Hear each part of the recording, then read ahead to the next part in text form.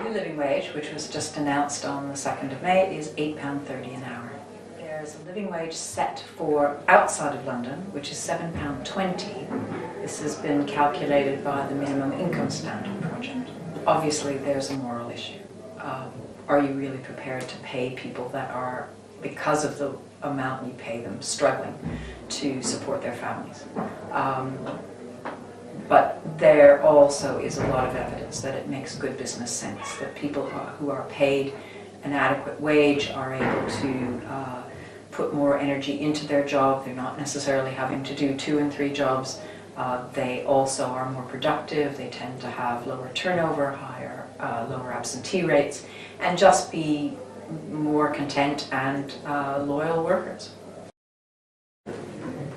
The Christian vision of creation is that it's given to us so that we can be in right relationship with one another.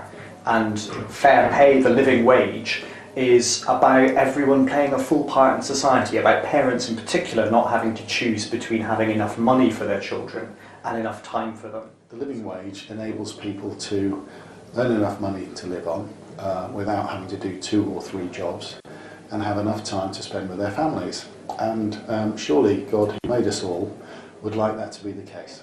The living wage is such a practical way that we as Christians and that we as a church, as the body of Christ, can really put some of that stuff into practice. You know, I think sometimes we talk about, you know, the freedom of from oppression, or, you know, we talk about setting captives free, and it's all very metaphorical. In my parish, in my neighbourhood, how many people go to that church every Sunday or once a month or at Christmas and Easter, and how many of those people are paid the living wage or know someone who is not paid the living wage?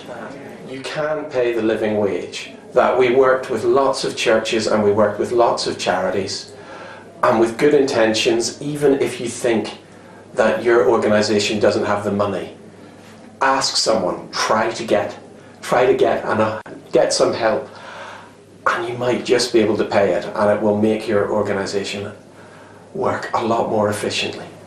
2 of the most distinctive things Christians believe are that God has become flesh and that God is relationship. And at the heart of the Living Wage campaign are these 2 insights. If we truly follow God and we truly believe that people are made in the image of God, there is only one sensible way forward, which is to treat them as if they are made in the image of God, which is to pay them the living wage.